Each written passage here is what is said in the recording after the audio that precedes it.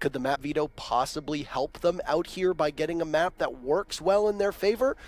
It's going to be tough to tell. At some point, NIP is going to have to regain that fire that they've had over the last couple seasons, being one of the most consistent and best teams in Latin America, or else they wind up down in Challenger League. And for 5 people who are probably a bit more talented than Challenger League would bring or provide for them, it would be a pretty defeating result. So at some point, Ninjas in Pyjamas will have to get better, or else they're going to get relegated. Well, we've seen that before from teams in the past. I mean, Ents in Europe, right? They're a team that, pro league talent, and they got relegated having one bad season. It does happen.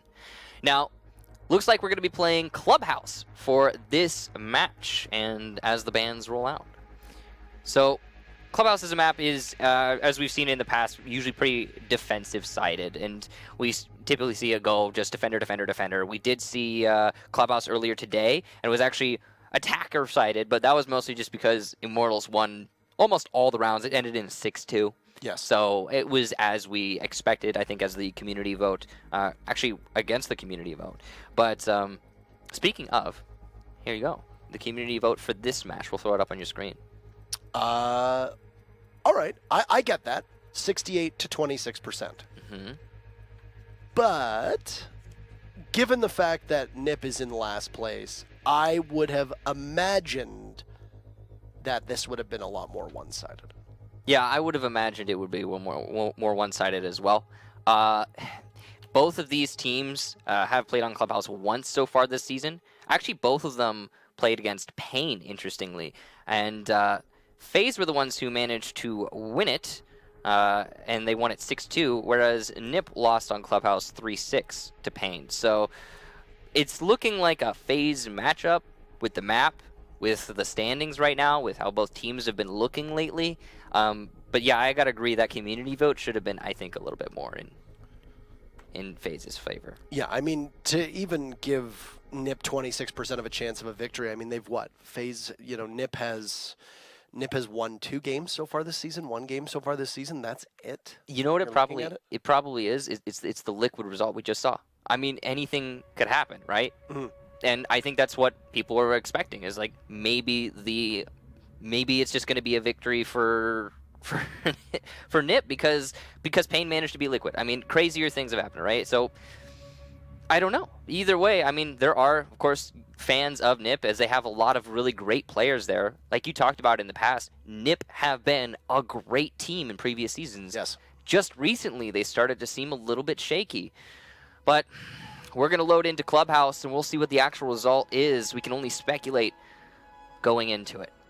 I am fascinated to see exactly what happens, because NIP as a team, I think, have greatly underperformed their potential.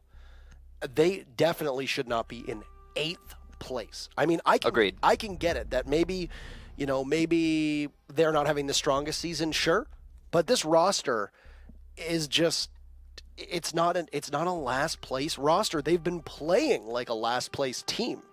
Absolutely. But the players that make up the team are not a last place roster, as I said. Yeah. So tough for them. First ban is going to go to Maverick. Unsurprising, given what we just saw in the Black Dragons Immortals matchup, that Maverick will go banned here. And then Hibana as well. That means that the only hard breacher is going to be a Thermite. That is going to sure shake things up for this match.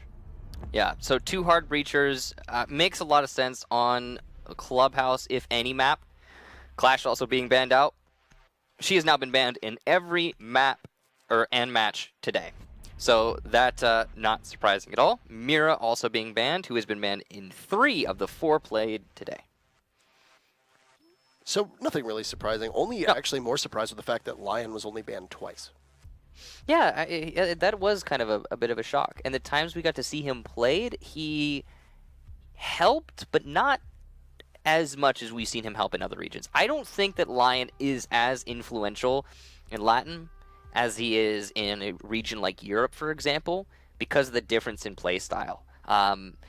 But we'll see if he's able to work his magic here on FaZe, as that you can see cameraman going to be bringing him for this first round. Montaigne also being 6 picked into out of a IQ. All right. Well, interesting to watch. Not strange to see Montaigne on this map. Montaigne does not see a lot of play in Pro League like he used to for a couple seasons. But seeing Montaigne played on Clubhouse is pretty well within the realm of normal. Yeah, I would say, especially when you're attacking downstairs. And the thing with Montaigne is that he works well on all 4 of these sites. Just straight up. It doesn't really matter what site it is. There's lots of narrow doorways to go through. You know, if you're going to have a Thermite, then Montaigne seems like a pretty good accompaniment to that. You know, you don't have to rely on using a Montaigne around a Hibana. You're going to get the Thermite to open those large sweeping walls and then allow Monty to just trot right in. Yeah, this is probably one of the best Montaigne maps out there, and it has been for a long time. That's a crazy thing too. Is like even back when Montaigne didn't have the side deployable things, back when Montaigne was considered next to useless, this was like the map where he got played. Now, of course, maps have changed since then, but still.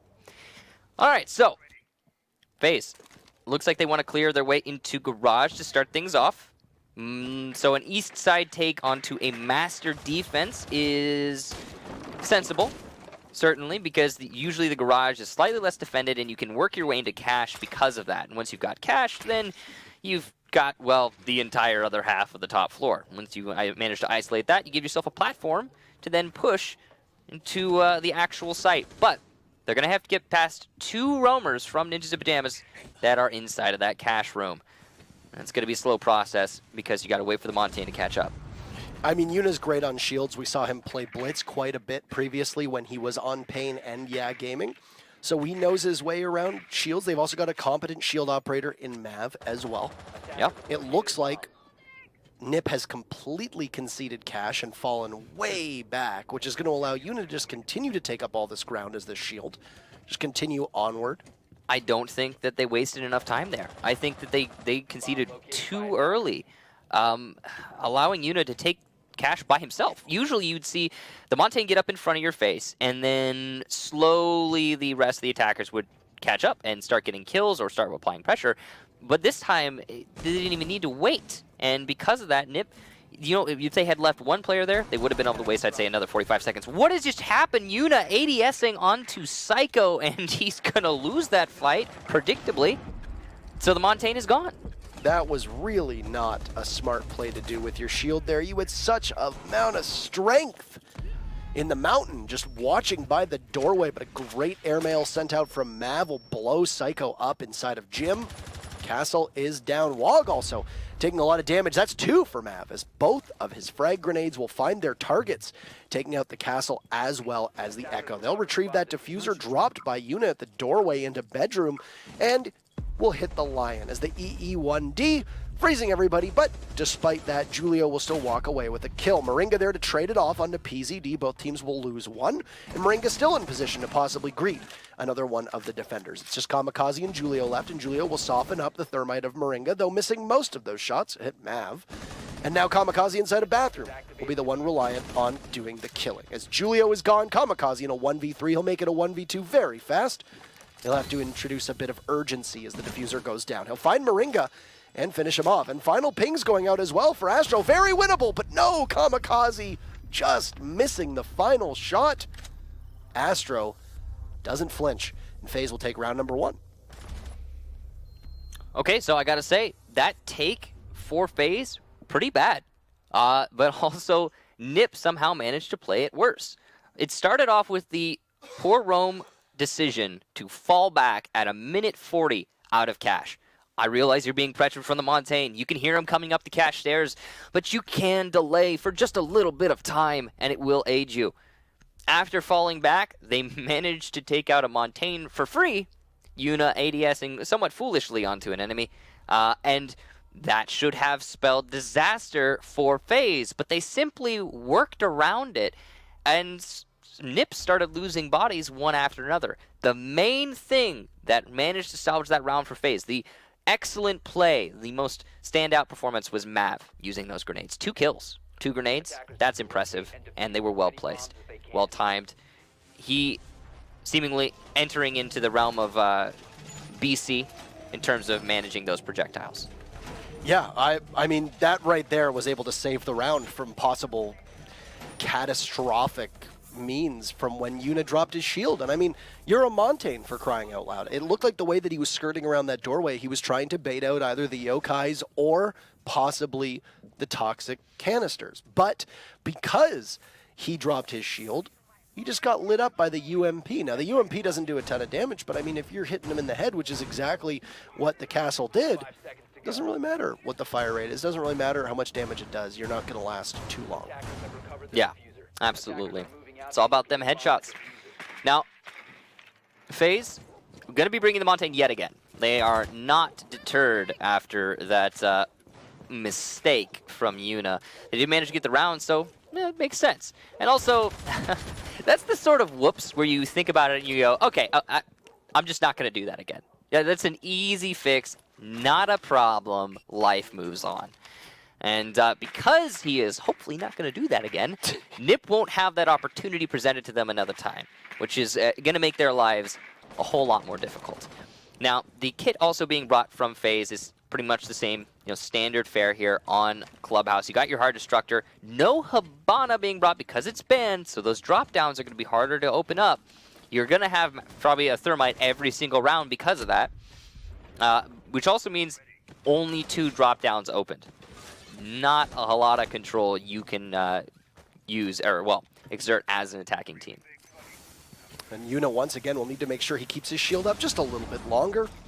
Heads down those main stairs. Cannot find himself falling victim quite that easily to any of the defenders. Unless Yuna was maybe fearing that he would get hit by a yokai drone.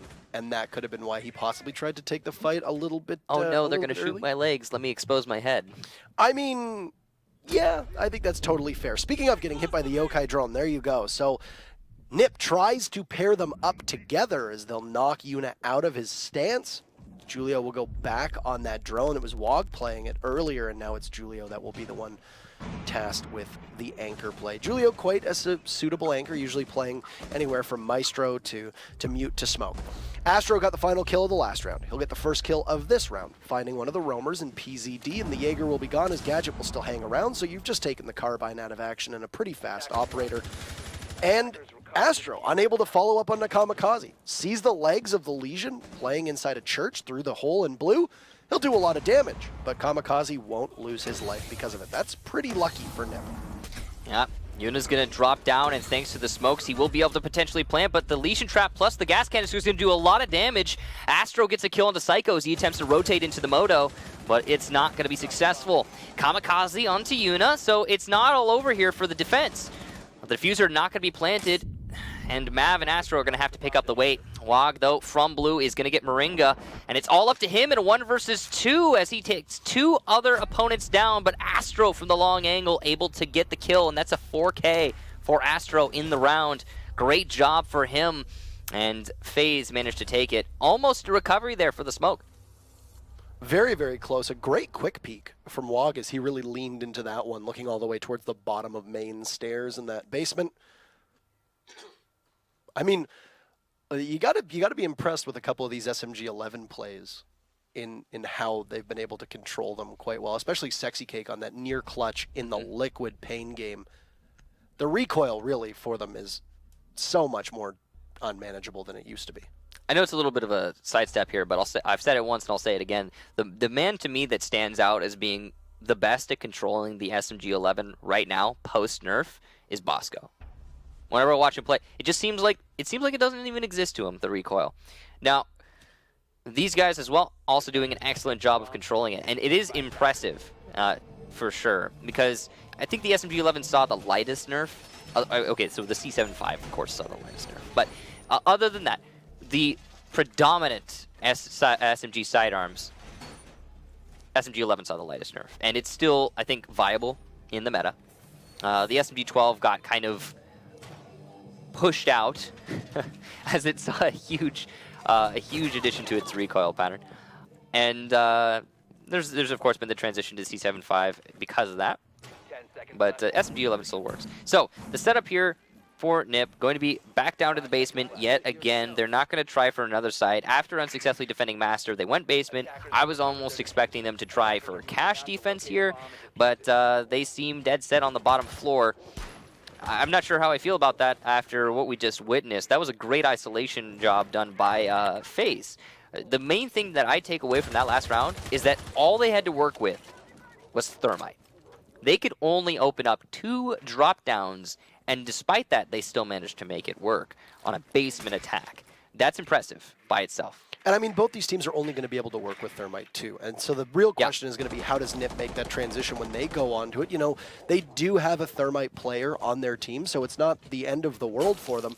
And obviously, given the fact that, you know, NiP banned Mav, they had to likely expect that there might be a second hard breach ban coming. I'm not really sure how much of a concerted effort NiP had made to try and guess what FaZe would ban out. But ultimately, I think a pretty smart ban from FaZe so far.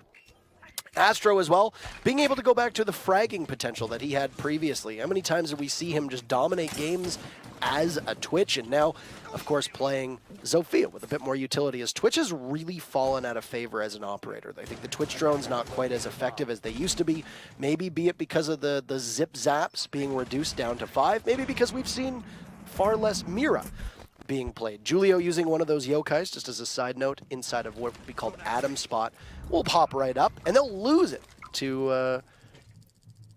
and then Astro goes down as well. So very interesting here. E1D freezes everybody in place. Unit gets hit with the last blast from the final yokai drone of Julio, which is situated inside of Church. It's going to continue to do its reconnaissance mission.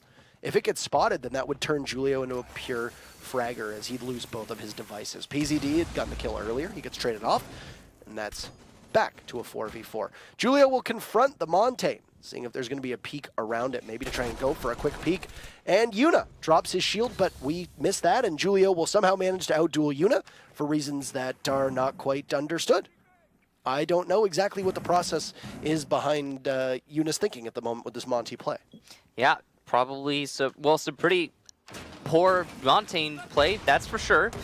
He's going to need to change that moving forward, but FaZe are still in this round. They don't have a lot of time, but they can make it work. The grenade from Mav trying to salvage the round yet again. I believe it did some damage, but it will not get a kill or a down. Red light screams cameraman, and he will start pushing in. Thanks to the red light, he gets a double kill onto Psycho and Julio, evening things out, in fact, giving his team the advantage. Kamikaze has been downed as well, thanks to Mav, if I'm not mistaken. Wag, yet again, the last defender, and he will be finished off by Mav himself.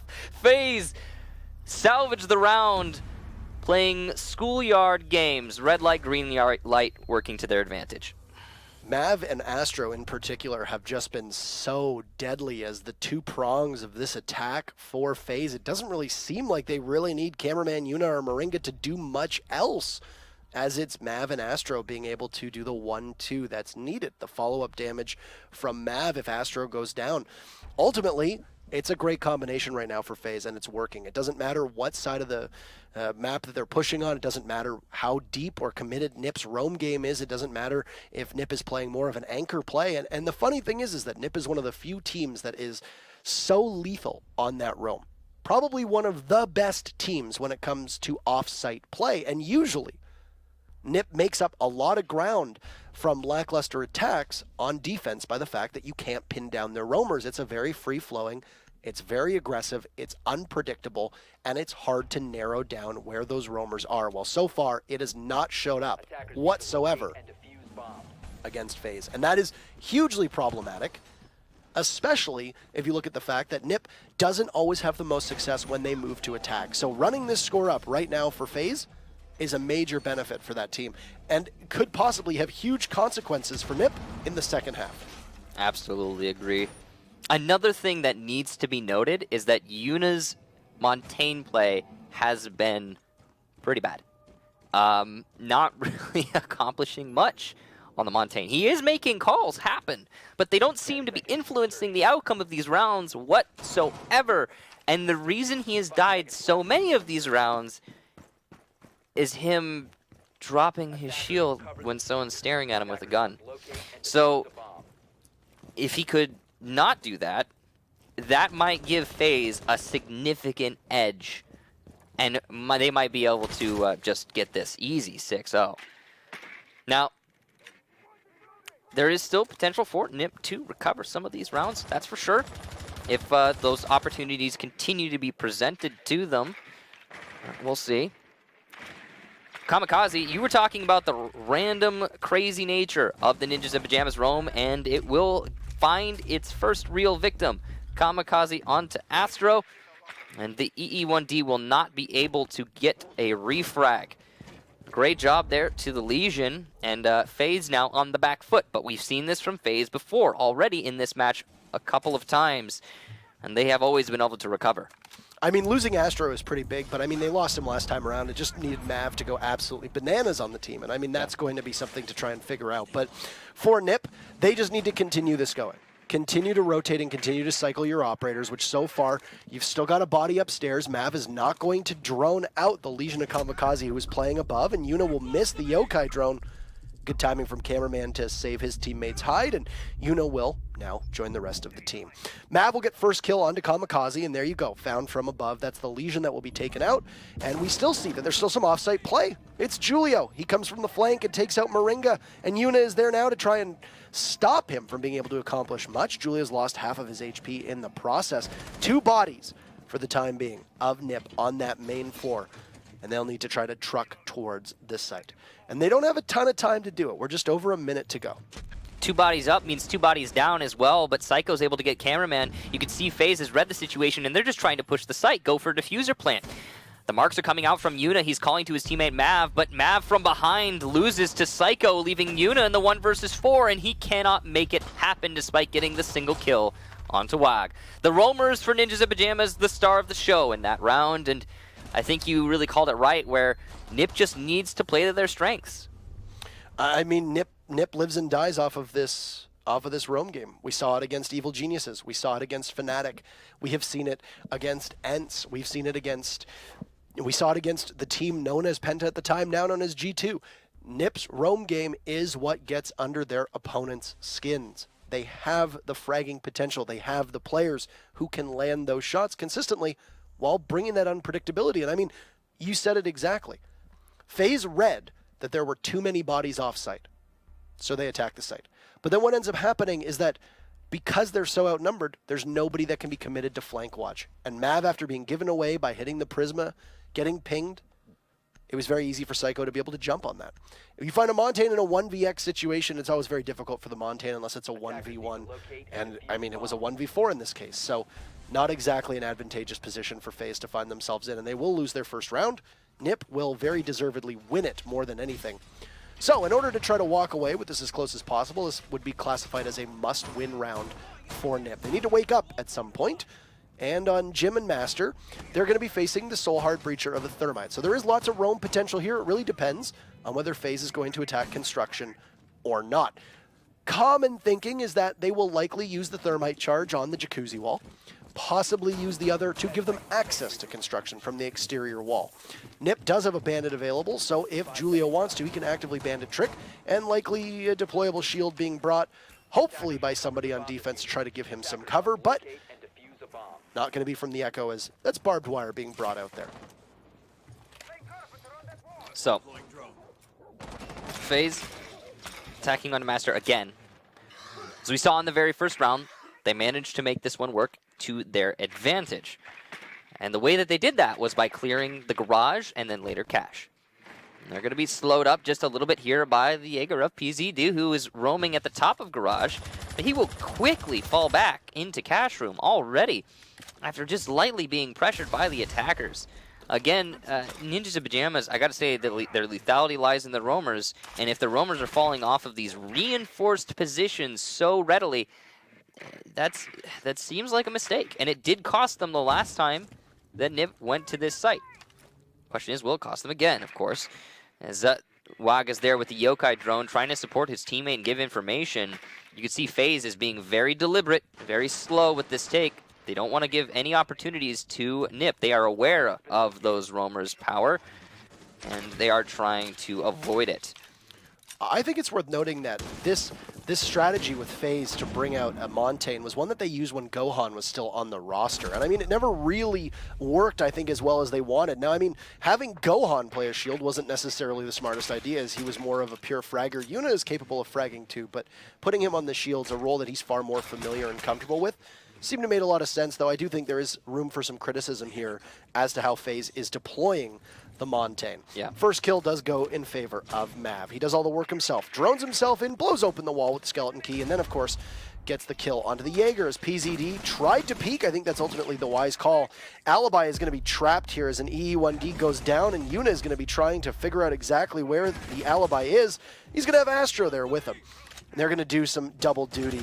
What a play in order to take out that Alibi. Just a minute to go, and it's a 5v3 as Yuna's going to get hit with a Yokai Blast and drop his shield for just a second as Astro fails to get the kill, while Yuna does the distraction. Psycho C4 onto Moringa. That's the second C4 to find its mark, but the only one to get a kill. Red light coming out here from Cameraman, and the last 3 remaining defenders will stand still. Mav does get Wag as he is trapped in his position. Psycho is the playmaker here for Nip. He needs to get something from behind, but he's been detected. Julio on the main stairs could potentially also make something happen against the Montaigne if he catches the flank, but Astro's there to cover said flank. Mav will also get Psycho as he was coming from behind, and FaZe take the final round of the first half, ending it 4-1. Michael, we have 4 4-1s so far today. Yep. It's been a weird day. And none of the scores have been the same. Every single first half has ended 4-1, but it's been a 5-5, a 6-2, and a 6-1. Yep. Where's this going to go here?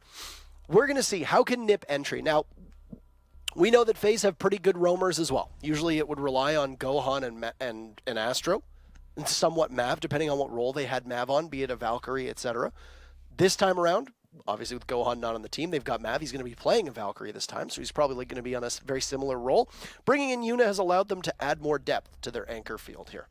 And by doing that, likely going to be paired up with Moringa and to a certain extent Cameraman. But Cameraman holding that flex support role. He's the one that is sometimes roaming and sometimes playing closer to site. And it's been a pretty good change. Cameraman was very, very clutch as an anchor, and he brings that same presence to his roam game. As for Nip, usually they're going to be piggybacking off of 2 things, PZD and Psycho. You see that they're in the high kill potential for the time being, and there's going to be an Ashe and a Glaz, so Nip is going to be doubling up on 2 operators that usually treat them pretty well on the score sheet. Absolutely. You can see Mav, the standout for FaZe, 10 kills across 5 rounds. It's a very impressive feat. And he has been, I think, a big part of the recovery. Some of these rounds have actually looked like they were going the way of Nip, and then suddenly out of nowhere, Mav, with the nades or otherwise, just making stuff happen. It's been a good amount of teamwork on FaZe, but Mav has been really doing something spectacular today. Now, Ninjas in Pyjamas, in this position right now, they are going to need to win this first attack. If they cannot get some momentum here on this half transition, then I think it's pretty much all over. And of course, it's going to put us into a guaranteed draw situation, if not a win. But also, I don't see you recovering from 5-1.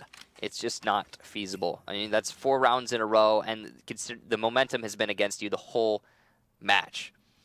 Now, they do have really good kit for a push onto the bottom floor. The Capitao comboed with the Glaz will allow them to take a lot of one-sided engagements. The Firebolt's, of course, going to also allow them to cut off so many rotations.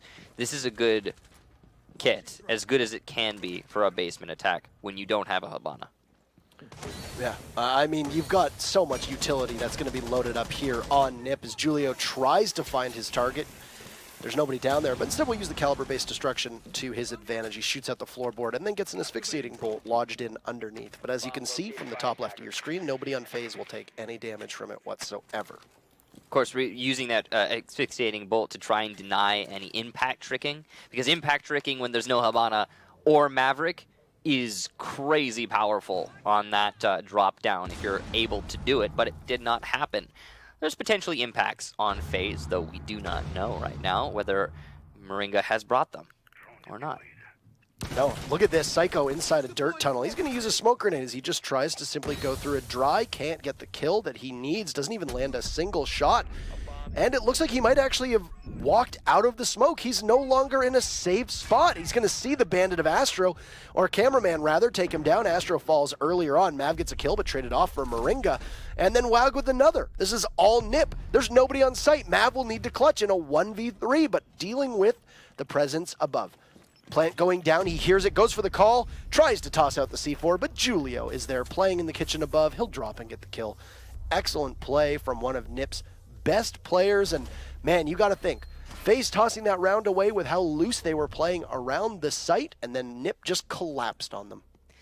I said at the beginning of the round, NiP needed to win it, and they certainly did. Now, this is going to keep them in the match. They have a chance at getting this outright. FaZe are going to decide to go back to the basement, which is interesting to me. We have not seen Cash yet. With 2 Hard Destructor bans, we haven't seen Cash played yet. That's just so odd. I know Thermite is the operator that influences Cash the most, and Basement is probably the best with Habana banned, but still odd to see. Anyway, taking a sidestep from there, the way that the attack in that last round played out was about as simple as it could be. Smoke and push through smoke with Glaz. While Glaz is pushing through smoke, drop through kitchen, plant diffuser. Basic attack strategy, as simple as it comes.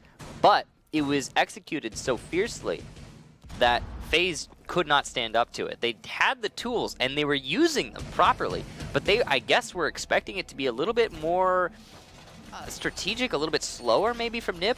You got to say that Psycho pushing through the smoke so aggressively. I mean, usually you're not going to see that. Usually you're going to see the Glaz will push through on the second layer of smoke or not push through at all. Either way, it was a well-calculated attack from NiP, and FaZe just was not ready for it. Very, very surprising that we saw that from FaZe as they stepped off the gas pedal for just a second and NiP hit theirs at the same time. And yeah, I think Psycho is the big difference here. There's a reason why Glaz ends up getting banned against NiP so often. That's because Psycho is widely considered to be probably one of the best Glazes in the business. And I mean, there's another reason why NiP chose that for its gun skin. Well, maybe let's probably put it on Glaz's rifle. Why? Well, because they have a pretty notorious Glaz on their team. Combined with the rest of that team, as we said, they were chalked to the gills with utility in the Capitao, as well as the Thatcher to clear out anything in their way. It was very difficult for FaZe to be able to try to do that, and to try to defend against that. And that also could be why maybe FaZe played so far back, was because they were anticipating the utility-based push that we could have seen. Didn't end up coming. It was more of just a straight, you know, I think they call it a slobber knocker. You just run right in and start killing everybody, if you've ever heard that turn of phrase before. I haven't. It's a new one for me, but I'm glad I know it now, the slobber knocker. But all of that said, slobber knockers aside, Ninjas and Pyjamas will be clearing out the top floor using their Jackal. So the transition that happened here on NiP was they took a Capitao and replaced it with a Jackal. You have smoke still.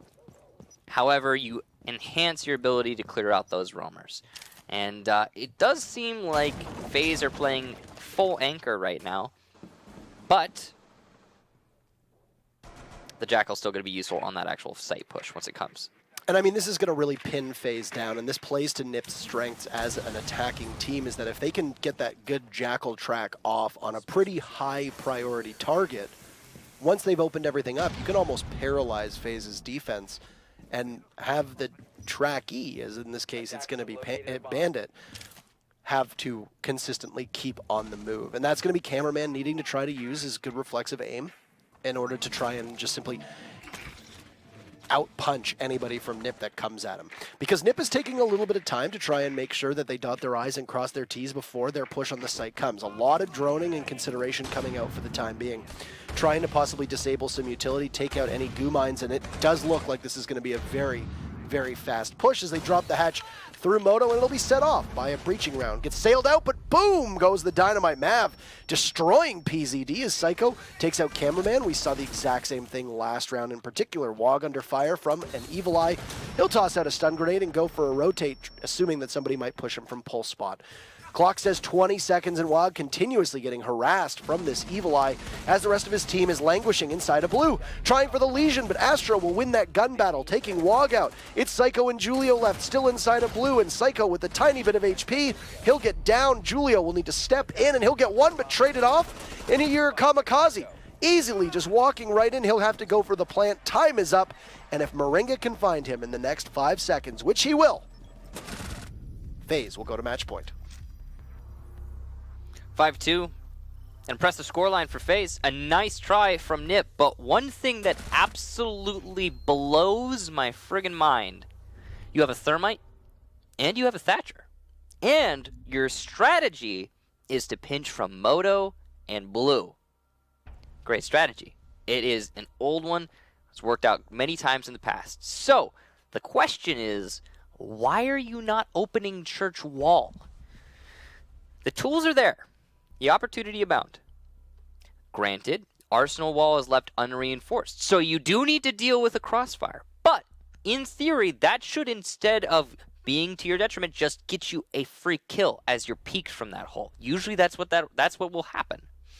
So it just looks like a little bit of an oversight from Nip. Potentially could have been a lethal round if they had simply opened up the Church Wall. We've seen that time and time again be the deciding factor for teams. We saw it earlier, actually, when FaZe was on attack. They did the same thing. They opened up that Church Wall. They made it work. It gives you so many more options as an attacking team. And I just have to ask the question, why?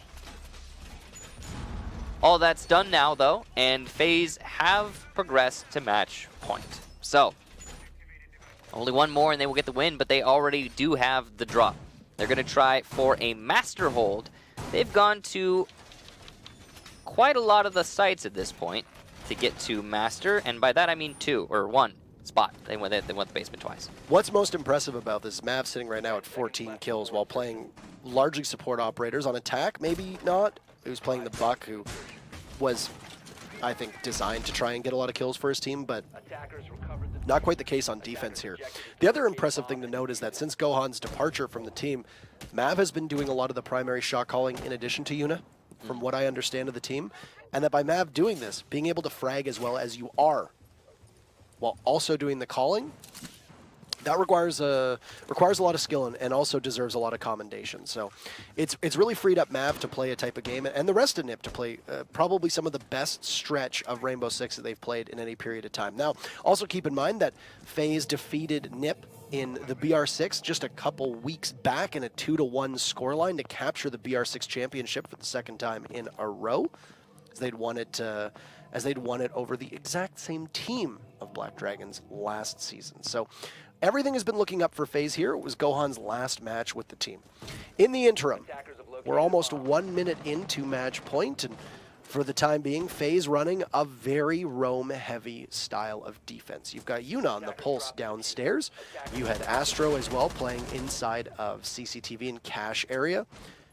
And at some point, NIP is going to have to come to loggerheads with those roamers. They might opt to just forego it here, though, Michael, as they'll use an EE1D and try to go for a kill behind the shield. Can't accomplish that as the deployable shield, but you know the bullets, but the grenade will instead. A great toss from PZ to take out Cameraman, and that also means that you've extended one frag grenade and an EE1D in 90 seconds, and you'll be able to get that jacuzzi wall quite simply. Yeah, a lot of utility used, but also well used by NIP. So props to them for that, really. Managing to open up the wall is going to give them a great angle for this push. And they still have the man advantage, as well as Julio's asphyxiating bolts and smoke bolts, which are going to be so very useful. The Ying is even in play. Again, talking about useful, the utility here for NIP is about as good as it can get. Did Astro just happen to fall asleep at the drone that just drove right by him, didn't even try to bat away at it, as the Jaeger just sits motionless by the bed, gets droned out by Wog, and then the drone will head back towards construction. So assume that there will possibly be one body from construction. Great read here from the Pulse, but Yuna will miss his shots. Kamikaze goes down, but Wog will outfrag him. Astro takes out Julio. Wog ventures in, and he'll take out Astro. A 2v3. Mav and Moringa, last two left. Mav underneath, he has open hatches, so he can go for the defuse. He just needs to get the call for it, but he has no C4. He'll get finished off, and it's all up to Moringa. Pulls out the shotgun, switches back to the SMG-11. He'll have to get the call that the plant is going down. He'll get it. A smart play from NIP to fall off that plant as they have the numbers to just keep an eye on the smoke. And Ninjas in Pyjamas stays alive, at least for the time being. Still, match point in favor of FaZe as we head to round 9. That attack strategy from NIP was honestly excellent. Normally, You know, when for example a team goes up 4-1 in the first half and then they start losing, you say it's this is the team. You know, it's the FaZe. They're the ones who are tripping up, and they didn't play great in that round. But Nip played absolutely excellent, managing to open up the jacuzzi wall and in the process get a kill. Following that, their utility placement was about as good as it could have been, and they had somebody downstairs to deal with the potential C4. Now, there was no C4 on Mav. He had already used it. However, it is good that Nip went through the process of putting someone downstairs in order to deal with it if it could exist. The possibilities are being accounted for by Nip, and that is excellent. Now they're going to be attacking onto Gym Bedroom again, so it's going to be a master hold. Attackers need to locate we haven't seen cash once, Parker. There's no cash. There's no cash on this match. That's just weird. Anyway, they're gonna try this one more time. There is no Capital any longer. They have instead 6-picked Psycho onto the Ashe. An interesting choice for sure. Still have the Ying in play. Still have the Lion in play, and Psycho on the Ashe. I mean, this is a very frag-heavy lineup right now from Ninjas of the Jams. They're going to be relying on their utility from the Lion and the Ying to allow them kills. 5 seconds left. I mean, the utility is paying dividends, absolutely. But yeah, I mean, I also think more than anything, Nip is realizing that they can just break FaZe by taking fights. Yeah. Yuna has not been able to land many shots today at all. His aim is uncharacteristically off. And, I mean, he's been doing a good job of supporting around it, but he hasn't really been able to contribute much in gunfights. Yeah, and not only has his gunfight, you know, he's been a little bit rickety there, but also playing Montaigne, he did not do very well on that operation. Some decision-making skills from Yuna have not been the greatest, dropping that cardiac sensor as there was a push through Jacuzzi wall to try and take the fight rather than sit back and maybe try to give that intel to Astro, who was still very much alive and was able to get a pick as that push happened. Maybe a bit suspect. You know, as Montaigne, instead of staying up to support your teammates, dropping the shield to try and take a fight, maybe also a bit of a miscall. So anyway, an off day. It's an off day, but one of those things where Nip realizes, I think, that at this time they can just simply be able to strike harder than FaZe can, and if that's the case, even getting this point will mean that we have to go the full distance here. It did seem at the beginning like Nip were trying to play the strategy game too hard and not relying on their strengths, which is just, hey, we can out-frag them, and now they seem to realize that.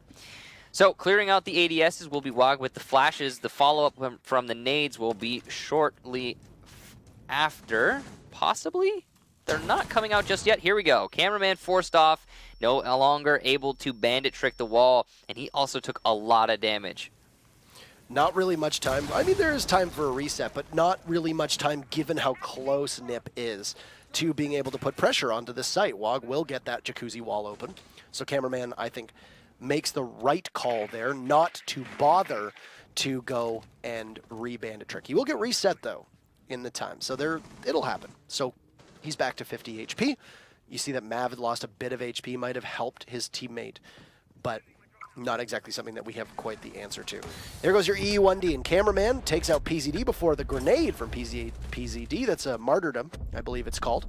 And Kamikaze sending out a whole bunch of disco balls. Takes out Mav as Mav tries to push, completely blind. The Ying is just going to continue to take up ground here. Julio being able to punish Yuna as the Echo. Now Kamikaze inside a bathroom playing around the deployable shield that's been set up by FaZe.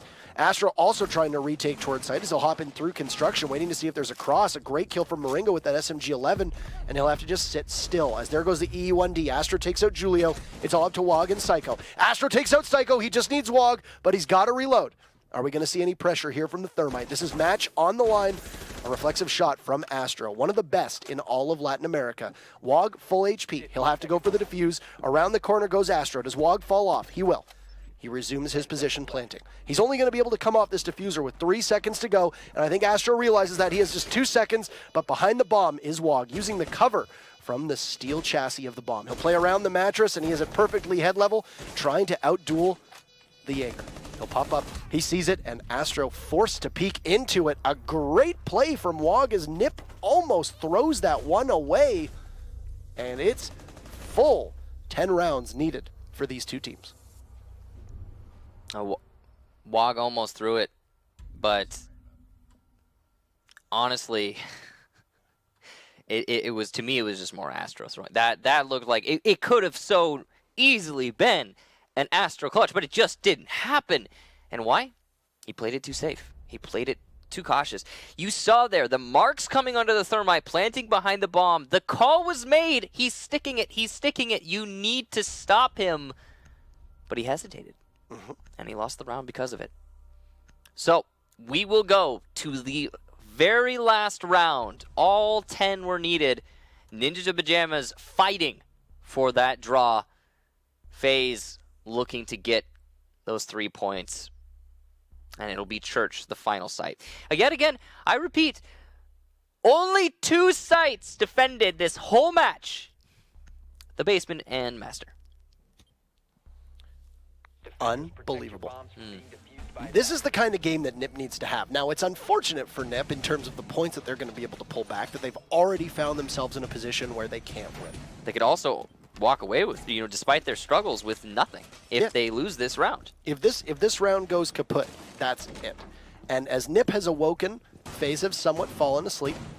This is reminiscent of the SK C9 game that we saw on Monday as well. SK walked out to a huge lead, looked like they were going to be able to close it away. They struggled to put anything up after the second half, in which Cloud9 had a great performance to be able to roar back and end up taking the win. Now, NiP cannot take the win, so it's not a perfect comparison, but it's a similar style of play that these teams have employed, and the win definitely seems like it's at the backs of NiP for the time being. They're going to bring quite a colorful loadout, as I'd mentioned previously, when we see all these different colors being represented here. It's the rainbow. It's a beautiful spectrum, and it is truly the rainbow of Rainbow Six here now for NiP. Did you see the most recent digest? I did happen to process it. I digested it for sure. Yeah, it was fantastic. It's always good. Thanks for that, Big Poj. shout out to Pojo Man there for always putting great content from his perspective of Pro League and other side leagues. And if you like Rainbow Six esports, Pojo Man, Pro Digest. Thank you, Pojo. But anyway, the Rainbow and Rainbow Six here for NiP. Tons of fragging potential. Kamikaze being able to get many kills with that V308 of the Lion while also employing the gadget quite well. Wog in particular has had a pretty good second half in comparison to his stint through the first half. And then, of course, you can never count out Psycho.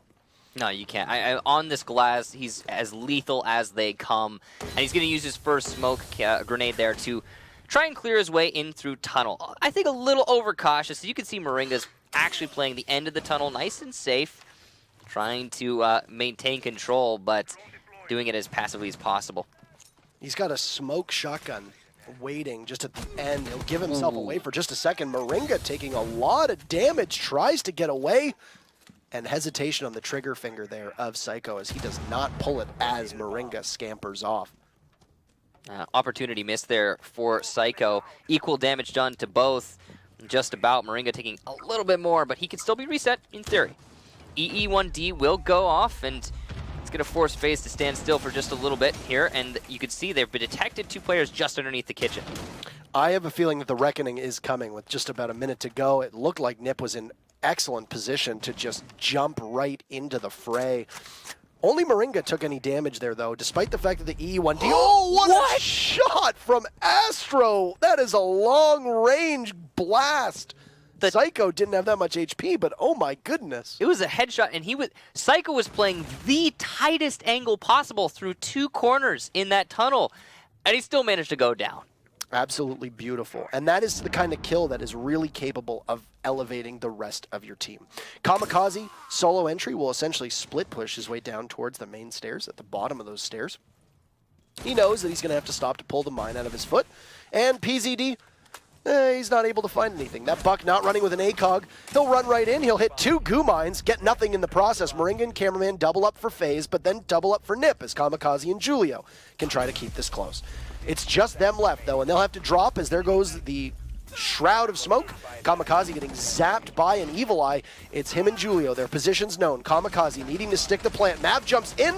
He finds a kill. Julio trades him off in a 2v1. Julio, last one left, does not hold the diffuser, and FaZe Clan, despite a beautiful comeback from NiP, will manage to win it in the 11th hour and take the full 3 points, depriving the 8th place NiP of a single point as they attempt their climb back up the ladder. 6-4 is your scoreline in favor of FaZe Clan. such a nice try. Definitely worthy of the NTs that I'm sure are coming out in the chat right now. That was an excellent effort put in by Nip, truly. But they could not make it happen. And the reason they couldn't make it happen, they lost too many rounds in the first half. You know, you're going to start a recovery. It's going to be a lot easier to do it off a 3-2 round count instead of a 4-1. I mean, that defensive half for Ninjas and Pyjamas was atrocious. The only round they managed to win was when they just said, you know, screw it all.